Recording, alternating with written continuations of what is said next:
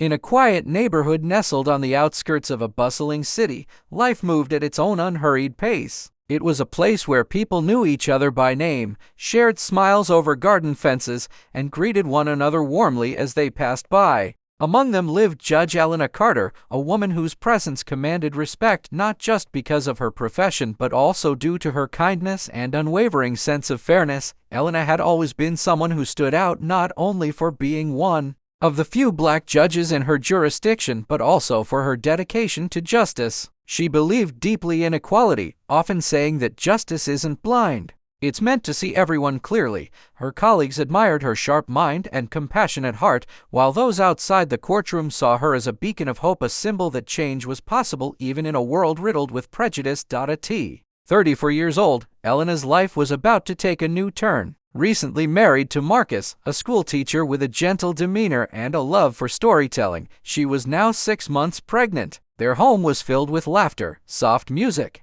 and dreams of the future. Every evening, they would sit together on their porch, watching the sunset paint the sky in hues of orange and pink. They talked endlessly about what kind of parent they wanted to be and how they hoped to raise their child in a world better than the one they grew up in. Despite her successes, Elena wasn't blind to the challenges around her. As a black woman, navigating spaces dominated by others who didn't look like her, she had faced discrimination more times than she cared to count. Yet, she refused to let bitterness take root in her heart. Instead, she channeled her frustrations into action, mentoring young lawyers, speaking at community events, and using her position to advocate for marginalized voices. One crisp autumn morning, Elena woke up earlier than usual. She felt restless, though she couldn't quite put her finger on why. After preparing breakfast and sharing a quick kiss with Marcus before he left for work, she decided to go for a walk. The air smelled fresh, carrying with it the earthy scent of fallen leaves. With her hands tucked into the pockets of her coat,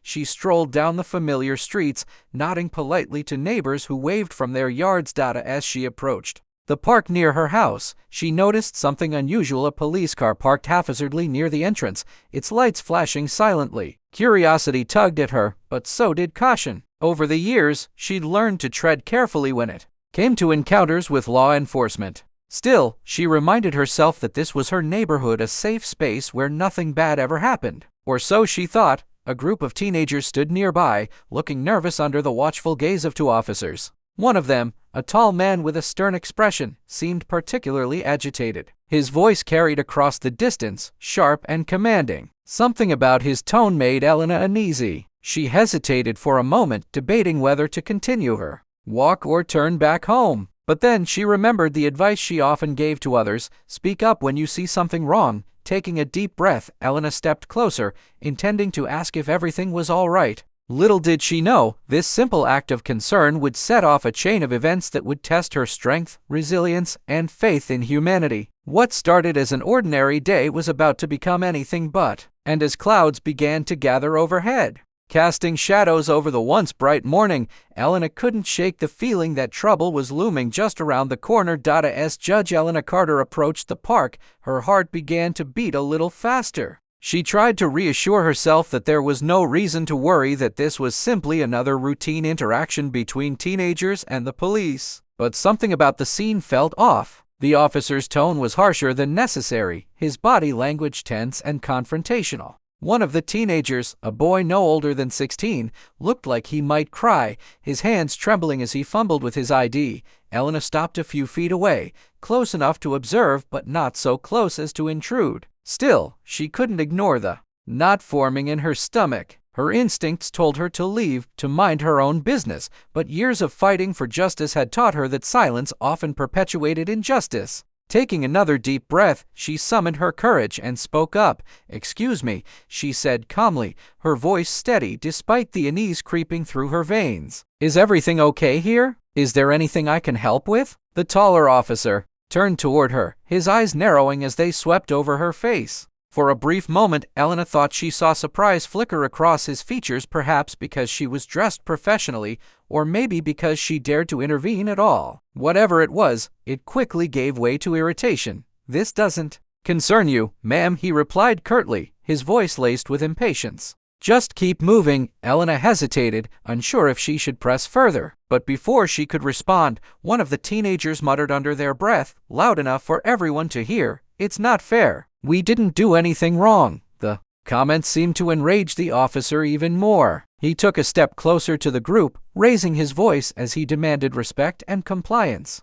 Elena winced inwardly, feeling the tension escalate with each passing second. She glanced around, hoping someone else would step forward, another neighbor, a passerby, but the park was eerily empty save for the small crowd gathered near the police car. "I'm just asking," Elena said softly, trying to defuse the situation. "If these kids are being questioned, shouldn't we make sure it's handled fairly?" Her words hung in the air, heavy with meaning. The officer stared at her for a long moment, his jaw tightening as though he were biting back a retort. Then, without warning, the officer's gaze shifted toward Elena, and for a split second, she felt exposed, like he was sizing her up, trying to decide how much trouble she might cause. His eyes lingered on her face before dropping briefly to her midsection, where the slight swell of her pregnancy was visible beneath her coat. For a moment, she thought he might soften, perhaps recognizing that she was not a threat but simply a concerned citizen, but then his expression hardened again, his lips curling into a sneer. "You need to stay out of this," he growled, stepping closer to her now. "This isn't your business." Elena took a small step back,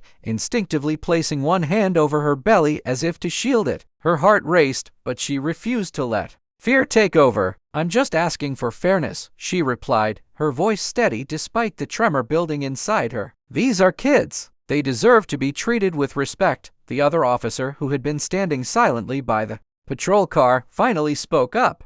"Come on, let's wrap this up," he muttered, clearly uncomfortable with how the situation was escalating. But his partner ignored him, his focus entirely on Elena now. "You think you're better than us?" the taller officer snapped, his tone dripping with disdain. "Walking around here like you own the place, sticking your nose where it doesn't belong." Elena blinked, taken aback by the venom in his words. She opened her mouth to respond, to explain that she only wanted to ensure justice was served fairly, but the man cut her off before she could speak. "I know who you are," he said, his voice rising. "You're that judge, the one always talking about equality and fairness. Well, guess what? Out here, in the real world, things don't work the way you want them to." His words struck a nerve, hitting far too close to home. Elena had spent years dealing with people who doubted her abilities because of her race and gender. She'd faced whispered insults in courtrooms and dismissive glances in meetings, all while working twice as hard to prove herself.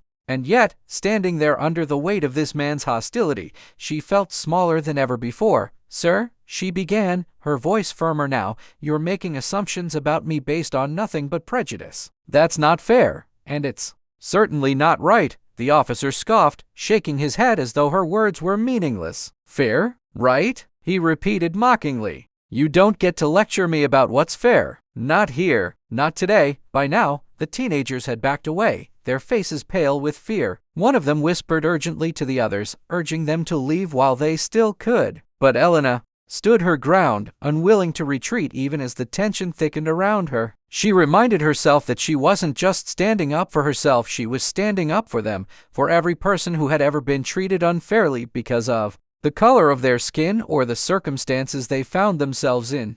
"I'm not leaving until I know these kids are okay," she said firmly, meeting the officer's glare with unwavering resolve. "If you have a reason to question them, fine. Do it properly. But don't intimidate them. Don't treat them like criminals when they haven't done anything wrong." For a moment, the officer looked stunned, as though he hadn't expected her to push back so strongly. Then, without warning, his demeanor shifted from irritation to outright anger. He took another step closer, invading her personal space until she could feel the heat radiating off him. "You really don't know when to stop, do you?" he spat, his voice low and menacing. "Maybe someone needs to teach you a lesson about minding your own business." Before Elena could react, the officer grabbed her arm roughly, yanking her forward. Pain shot through her shoulder, and she gasped, struggling to pull away. Panic surged through her veins as she realized the situation was spiraling out of control. Faster than she could comprehend. "Let go of me," she demanded, her voice trembling now. "You're hurting me." But the officer didn't release her. Instead, he tightened his grip, dragging her toward the patrol car as though she were some common criminal. The teenagers watched in horror, frozen in place, unsure whether to run or intervene. Even the other officer seemed hesitant, hovering uncertainly as though debating whether to step in. In that moment, Elena felt utterly powerless. Here she was a respected judge, a symbol of justice, and yet none of that mattered now. All that mattered was the color of her skin and the uniform this man wore. Tears welled in her eyes, not from pain, but from frustration, humiliation, and the crushing realization that no matter how high she climbed, there would always be people determined to knock her down. As the officer shoved her against the side of the patrol car, Elena closed her eyes, praying for strength. She knew this wasn't over, not by a long shot. But deep down, she also knew that this encounter would change her life forever. Elena's heart pounded in her chest as the cold metal of the patrol car pressed against her back. Her mind raced, trying to process what was happening. This wasn't supposed to happen, not here, not now. She had always believed that fairness and reason could prevail, even in the most tense situations. But this moment shattered that belief. The officer's grip on her arm tightened painfully, and she winced, biting her lip to keep from crying out. "Do you understand now?" he growled, his face inches from hers. "You don't get to come here and tell me how to do my job." Elena struggled to steady her breathing, forcing herself to focus despite the fear coursing through her body. "I'm not trying to interfere," she said, her voice trembling but resolute. "I just wanted to make sure these kids were treated fairly." "Is that so wrong?" The officer didn't respond immediately. Instead, he leaned closer, his breath hot against her face. His eyes burned with anger, or perhaps something darker, something more personal. Elena couldn't tell if it was racism or frustration or plain cruelty driving him, but whatever it was, it terrified her. "You think you're untouchable because you wear a robe?" he sneered. "Out here, you're nothing. Just another person who needs to learn their place." His words cut deep, igniting a spark of defiance within her. Despite the pain in her arm and the weight pressing down on her chest, Elena refused to let him see her break. "My place is standing up for what's right," she shot back, her voice stronger than she expected. "And I won't stop doing that, no matter what you say or do." For a moment, there was silence, broken only by the distant rustle of leaves and the faint hum of traffic from nearby streets. The other officer shifted uncomfortably, glancing between his partner and Elena as though unsure whether to intervene. The teenagers stood frozen, wide-eyed and pale, unable to look away from the unfolding scene. Then, without warning, the tension snapped. The officer shoved Elena again, harder this time, causing her knees to buckle under the force. She stumbled, clutching at her stomach instinctively as a sharp pain radiated through her abdomen. Her vision blurred, and for a second, all she could hear was the sound of her own heartbeat pounding in her ears. "No!" one of the teenagers cried out, finally finding their voice. "Leave her alone! She's pregnant!" The words hung in the air like a thunderclap, freezing everyone in place, including the officer. For a fleeting moment, doubt flickered across his face, as though he hadn't realized or hadn't cared about the life growing inside her. But instead of releasing her, he hesitated, his grip loosening only slightly. "You should have thought about that before sticking your nose where it doesn't belong," he muttered, though his tone lacked its earlier venom. Still, the damage was done. Elena slid to the ground, tears streaming down her cheeks as waves of pain washed over her. Every movement felt excruciating, every breath shallow and labored. The second officer stepped forward then, his expression unreadable. "That's enough," he said firmly, pulling his partner away. "We're done here." But Elena barely registered his words. All she could focus on was the searing ache in her stomach and the overwhelming sense of dread building inside her. Something was wrong, terribly wrong. She reached out weakly toward the teenagers, silently pleading for help, but they were too scared to move. It was the youngest boy who finally broke free from his paralysis. Trembling, he ran to her side, kneeling beside her as she clutched her belly. "Are you okay?" he asked, his voice shaking. "Should I call someone? An ambulance?" Elena nodded weakly, unable to speak through the haze of pain and panic. Her thoughts turned to Marcus, to the baby they had dreamed of raising together, and to the future that suddenly seemed so uncertain. As the boy fumbled with his phone, dialing emergency services, Elena whispered a silent prayer, hoping against hope that it wasn't too late. In the distance, the wail of sirens grew louder, cutting through the stillness of the park. But for Elena, time seemed to slow. Each breath felt heavier than the last, each heartbeat echoing like a drumbeat counting down to something she couldn't bear to face. As the paramedics arrived, surrounding her with urgent voices and gentle hands, Elena closed her eyes, surrendering to the chaos around her. She didn't know what would happen next, whether justice would be served or if this moment would haunt her forever, but one thing was certain: her fight was far from over. And when she emerged from this nightmare, she vowed to ensure that no one else would ever have to endure what she had just experienced. The ambulance ride to the hospital felt like an eternity for Elena. Each bump on the road sent waves of pain rippling through her body, and every siren wail seemed to echo the turmoil in her mind. The paramedics worked quickly, their voices calm but urgent as they monitored her condition. One of them asked questions, simple ones at first, about her name and how far along she was, but Elena could barely focus enough to answer. Her thoughts were consumed by fear, not just for herself but for the tiny life growing inside her. By the time they reached the emergency room, Marcus had already been contacted. He arrived within minutes, his face pale and drawn with panic. When he saw Elena lying on the stretcher, tears streaming down her cheeks, his knees nearly buckled beneath him. For a moment, he simply stood there, frozen, unable to believe what was happening. Then, with trembling hands, he rushed to her side, gripping her hand tightly. "Elena," he whispered, his voice breaking. "What happened? Who did this?" She shook her head weakly, unable to find the words. Instead, she squeezed his hand, silently pleading for him to stay strong for both of them. Marcus nodded, swallowing hard as he tried to push aside his anger and focus on being there for her. As doctors and nurses swarmed around them, asking questions and running tests, he stayed close, whispering words of comfort into her ear. "It's going to be okay," he murmured, though he wasn't sure if he believed it himself. "You're strong, Elena. You've always been strong." But the hours that followed were anything but reassuring. Doctors explained that the trauma she had endured could have serious consequences, especially given her pregnancy. They ran test after test, their expressions growing increasingly somber as they reviewed the results. Finally, one of them pulled Marcus aside, speaking quietly so Elena couldn't hear. "The stress on her body may have caused complications," the doctor said gently. "We're doing everything we can, but there's a chance the baby might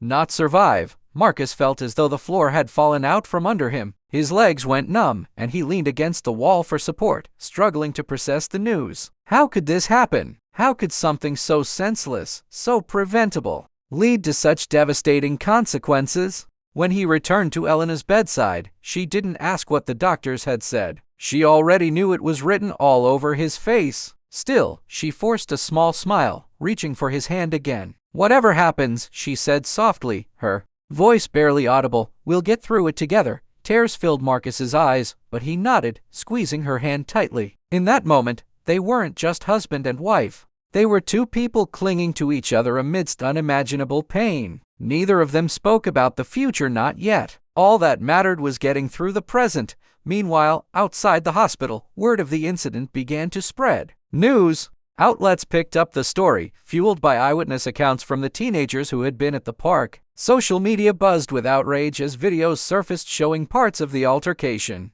People demanded answers, calling for accountability and justice. Hashtags like #StandWithHelena and #JusticeForAll trended online, drawing attention from activists, lawyers, and even politicians. Back in the neighborhood, neighbors gathered in hushed conversations, grappling with disbelief and anger. Many had known Elena for years, had seen her walking her dog, chatting warmly at community events, or simply enjoying quiet evenings on her porch. To think that someone like her could become the victim of such brutality was unfathomable. Among those watching closely was Detective Laura Hayes, a seasoned investigator assigned to look into the incident. Known for her fairness and dedication, Laura took the case personally. She had read the reports, watched the footage, and spoken briefly with the teenagers involved. What she saw enraged her, not just because of the injustice done to Elena, but because it highlighted a much larger problem. "This isn't just about one officer," Laura muttered to herself as she reviewed the evidence late into the night. "This is about a system that allows things like this to happen." Her determination only grew when she visited Elena in the hospital. Sitting beside her bed, Laura listened intently as Elena recounted the events leading up to the attack. Though visibly drained, Elena's resolve shone through. Her voice trembled with emotion, but her words carried strength. "I don't want this to happen to anyone else," she told Laura firmly. "If sharing my story can help bring change, then I'll do whatever it takes." Laura nodded, promising to do everything in her power to ensure justice was served. But as she left the hospital, she couldn't shake the feeling that the road ahead would be long and difficult. Change rarely came easily, especially when it challenged deeply entrenched systems of power. For now, Elena focused on healing physically, emotionally, and mentally. The coming days would test her resilience in ways she couldn't yet imagine. But even in her darkest moments, one thought kept her going. She owed it to herself, to her family, and to everyone who had ever faced injustice to keep fighting. And fight she would. In the days following the incident, Elena's story became a rallying cry for justice. News outlets covered every detail, from the initial altercation in the park to the emotional toll it took on her and Marcus. Social media platforms buzzed with hashtags like #JusticeForElena and #EndSystemicRacism, amplifying her voice far beyond her small neighborhood. People from all walks of life, activists, lawyers, teachers, students, and everyday citizens came together, united by outrage over what had happened. The teenagers who had witnessed the attack played a crucial role in keeping the momentum alive. Though initially hesitant to speak publicly, they eventually agreed to share their accounts during interviews and press conferences organized by local advocacy groups. Their courage inspired others to come forward with similar stories of mistreatment at the hands of law enforcement. Each new account added fuel to the growing movement, shining a spotlight on systemic issues that many had long ignored or dismissed. Detective Laura Hayes worked tirelessly behind the scenes, determined to build a strong case against the officer involved. She gathered evidence meticulously, interviewing witnesses, reviewing surveillance footage, and analyzing medical reports. Her investigation revealed troubling patterns in the officer's past behavior, including multiple complaints filed against him for excessive force and racial profiling. Yet, despite the mounting evidence, bringing charges wasn't going to be easy. The police department resisted scrutiny, issuing vague statements about ongoing internal reviews while deflecting blame onto procedural technicalities, but the public pressure proved too much to ignore. Protesters took to the streets, marching peacefully but passionately, demanding accountability not just for this one incident but for countless others like it. Signs bore messages such as "Fairness isn't optional" and "Protect Black Lives," echoing Elena's own words about equality and justice. Even those who couldn't attend rallies found ways to contribute, donating to legal funds, signing petitions, and contacting elected officials to demand reform. Marcus stood by Elena through it all, becoming an advocate in his own right. Though he struggled with anger and helplessness, he channeled those emotions into action. He gave interviews alongside his wife, speaking poignantly about the fragility of trust between communities and law enforcement. "What happened to us isn't unique," he said during one televised appearance. "It's a symptom of something much bigger, a system that needs to change." Elena herself remained steadfast, even as she continued to recover physically and emotionally. Doctors warned her to take things slowly, but she refused to stay silent. From her hospital bed, she recorded video messages thanking supporters and urging them to keep pushing for meaningful reform. When she was finally discharged, she joined Marcus at community meetings, sharing her experience with anyone willing to listen. One particularly powerful moment came when Elena addressed a crowd gathered outside City Hall. Standing beside Marcus, her voice steady despite her visible exhaustion, she spoke directly to the people. "I didn't ask for this fight," she began, pausing to gather her thoughts. "But now that I'm here, I won't back down. This isn't just about me, it's about every person who has ever been treated unfairly because of the color of their skin. It's about ensuring no one else has to endure what we've endured." Her words resonated deeply, drawing cheers and applause from the crowd. For many, seeing Elena stand tall after everything she'd been through was a testament to resilience and a reminder that change was possible if enough people stood together. Meanwhile, Detective Laura Hayes faced resistance from within her own ranks. Some colleagues questioned why she was pursuing the case so aggressively, accusing her of bias or overstepping boundaries. But Laura refused to be swayed. "This isn't about politics or personal agendas," she told them firmly. "It's about doing what's right. If we don't hold ourselves accountable, how can we expect anyone else to trust us?" As weeks turned into months, the movement sparked by Elena's story gained national attention. Politicians began discussing policy reforms aimed at addressing systemic racism within law enforcement. Community leaders collaborated with activists to draft proposals for improved training programs and independent oversight boards. Schools incorporated discussions about privilege and prejudice into their curriculums, encouraging younger generations to think critically about fairness and equality. Yet, amidst all the progress, there were reminders of the work still left to do. The officer responsible for attacking Elena remained on administrative leave, shielded by layers of bureaucracy. Legal proceedings dragged on, testing everyone's patience. And though support for Elena was overwhelming, she and Marcus knew that true justice would require more than convictions, it would require lasting change. Through it all, Elena held on to hope. She allowed herself moments of grief, mourning the loss of innocence and the pain inflicted upon her family. But she also celebrated victories, no matter how small. The young girl inspired to pursue a career in law after hearing Elena's speech. The elderly neighbor volunteering at a local shelter, the stranger sending heartfelt letters of encouragement.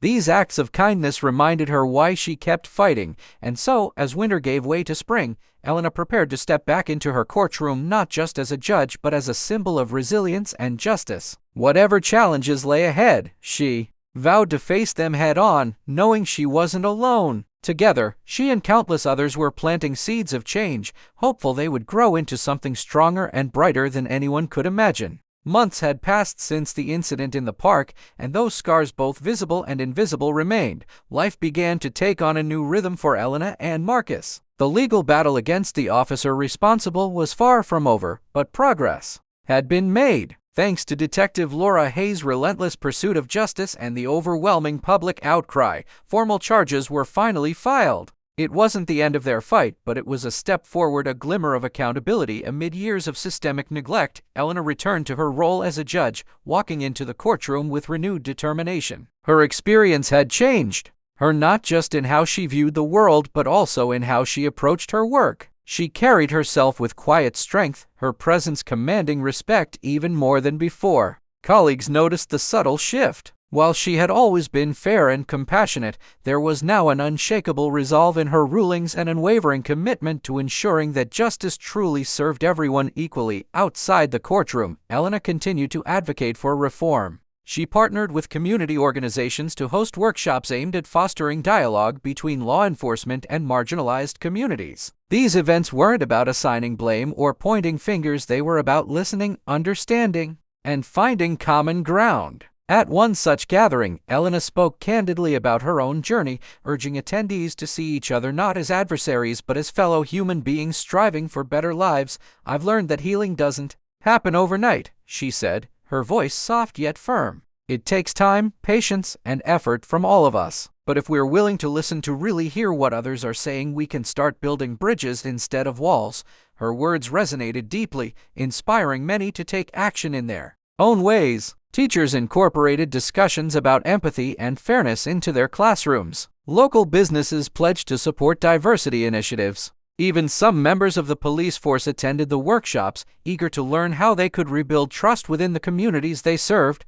Marcus, too, found his place in the movement. He began volunteering at youth centers, mentoring young people who felt disillusioned by the system. Through storytelling and art projects, he encouraged them to express themselves and dream of brighter futures. His efforts earned him recognition, but what mattered most to him was seeing the spark of hope ignite in the eyes of those he worked with.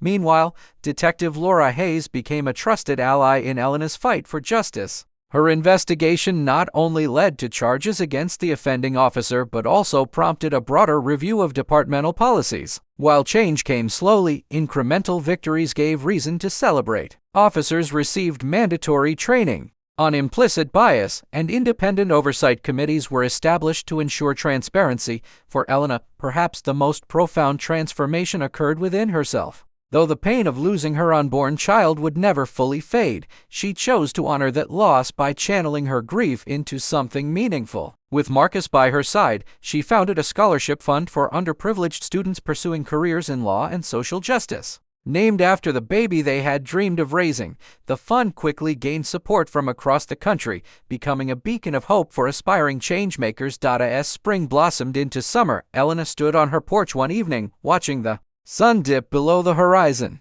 The neighborhood seemed alive with promised children laughing as they played outside, neighbors exchanging warm greetings, flowers blooming in vibrant colors. Life moved forward, carrying both its joys and sorrows. Marcus joined her, wrapping an arm around her shoulders. "You've done so much," he said gently. "Do you ever feel like it's enough?" Elena thought for a moment, her gaze fixed on the golden hues of the setting sun. "No," she admitted, "and maybe it never will be. There's always more work to do, more hearts to reach, more minds to open. But I think we're making a difference. Even if it's just one person at a time." Tears welled in her eyes, but this time, they weren't tears of sadness, they were tears of gratitude. For every setback, there had been triumphs. For every moment of despair, there had been acts of kindness. And for every challenge faced, there had been growth. In the distance, the sound of laughter drifted through the air, reminding her of why she fought so hard. Justice wasn't just a concept written in law books, it was a living, breathing ideal that shaped the world around her. And as long as there were people willing to stand up, speak out, and keep fighting, she believed the future could be brighter than anyone dared to imagine. The road ahead wouldn't be easy, but as Elena turned back inside, hand in hand with Marcus, she knew they would face it together with courage, resilience, and an unyielding belief in the power of change.